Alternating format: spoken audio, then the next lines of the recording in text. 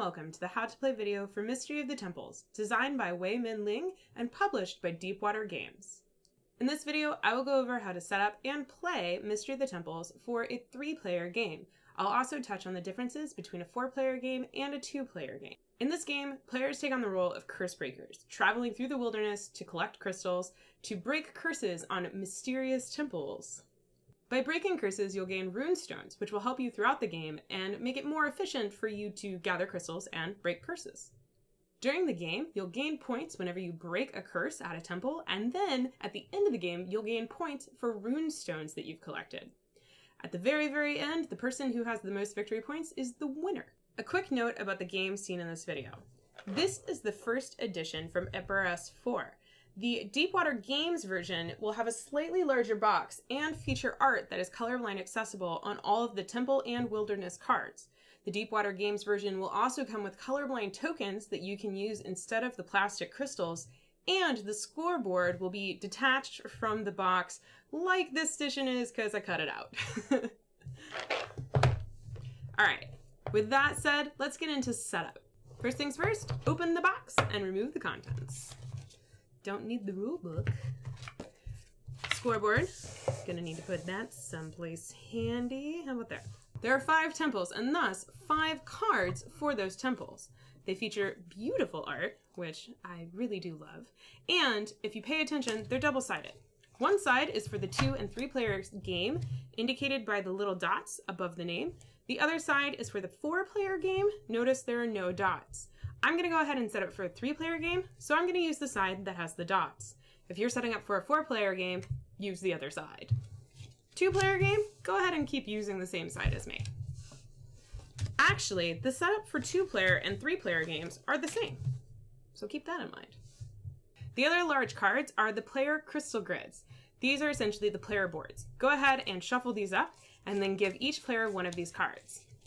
For the base instructions, I will not be teaching what all this art down at the bottom of the cards means, but I will briefly tell you what they are.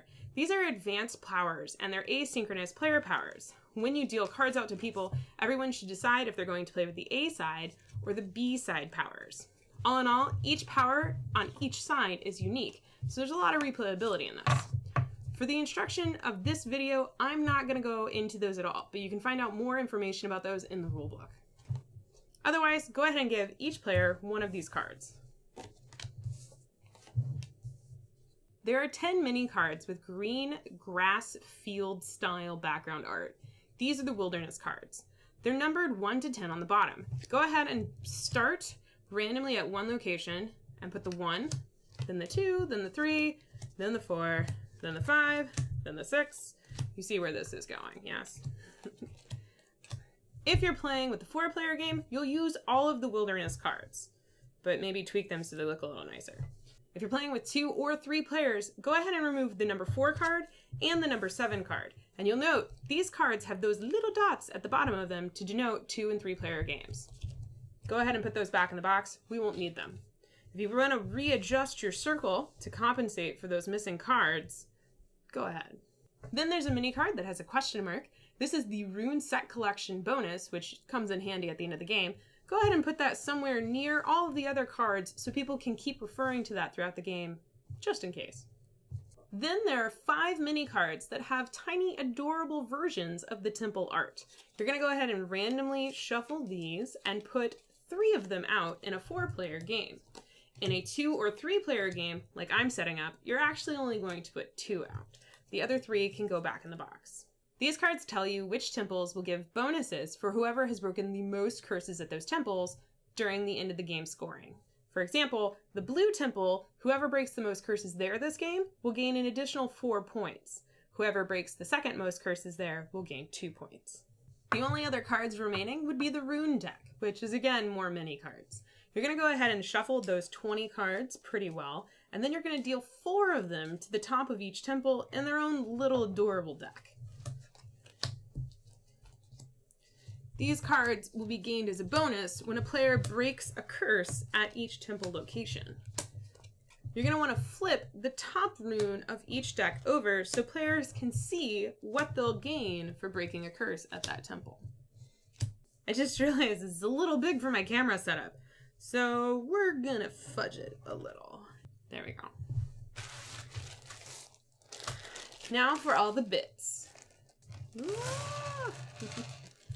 Each player is going to gain the 5 cubes in their player color and the meeple of their color player.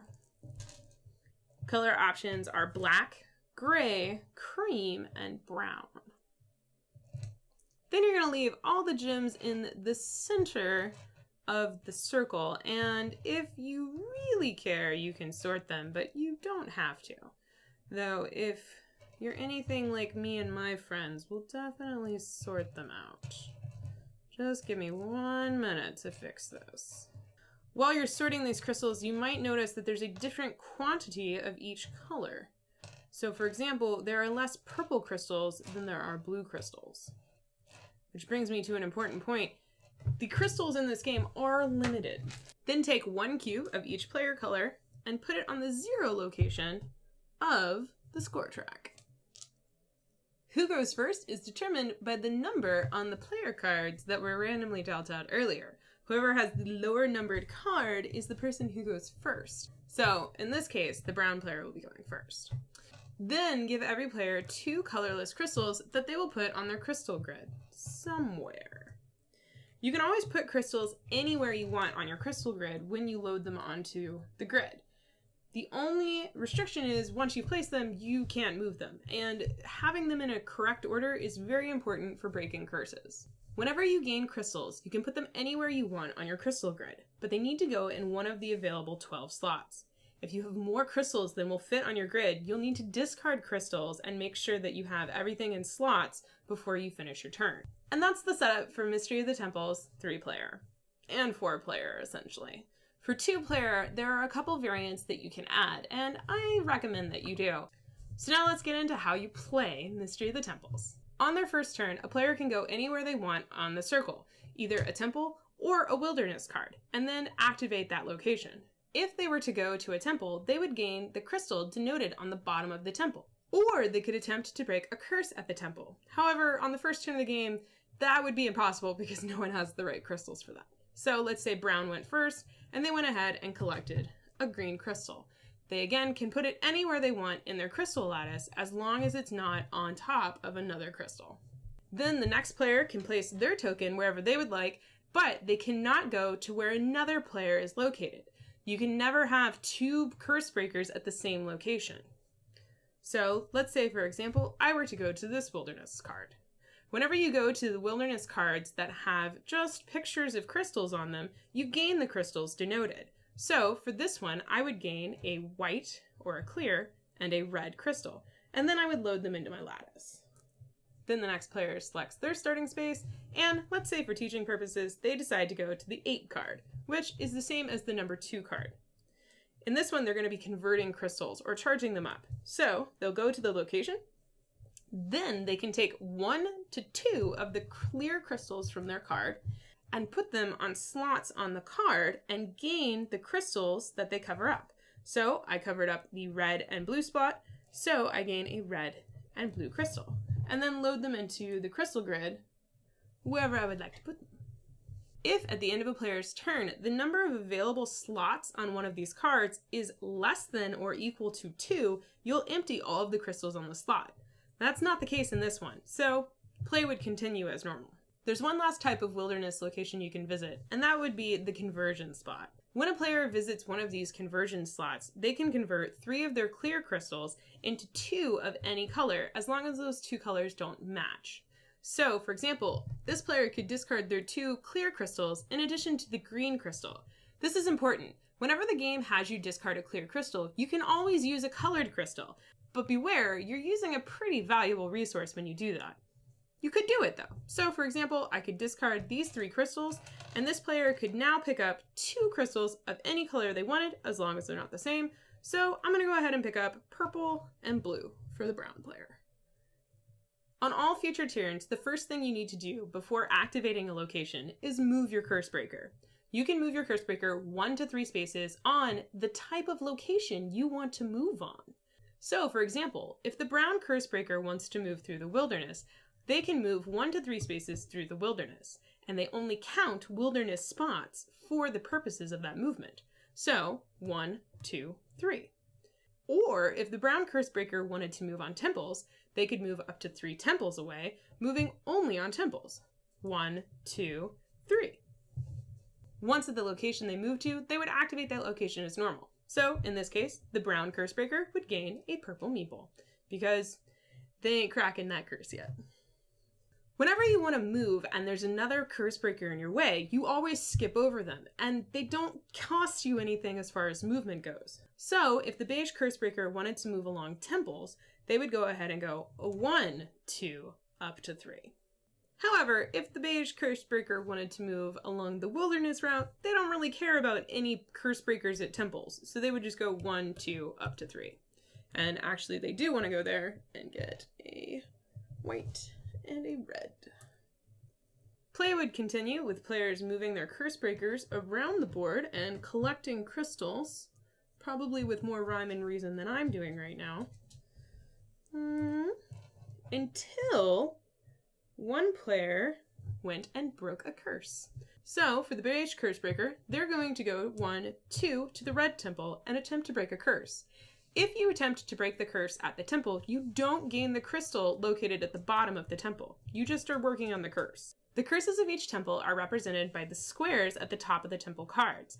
To break a curse, you'll have to discard the colored crystals in the pattern denoted leading up to that curse location, starting from either side of the card. So for example, this beige meeple working on these curses would either need to play a red, red, yellow, green, purple to break the 8, or a red, red, blue, green, purple to break it from this side. However, all they can do right now is red, red, blue to break this 3-pointer, which is what they're going to do.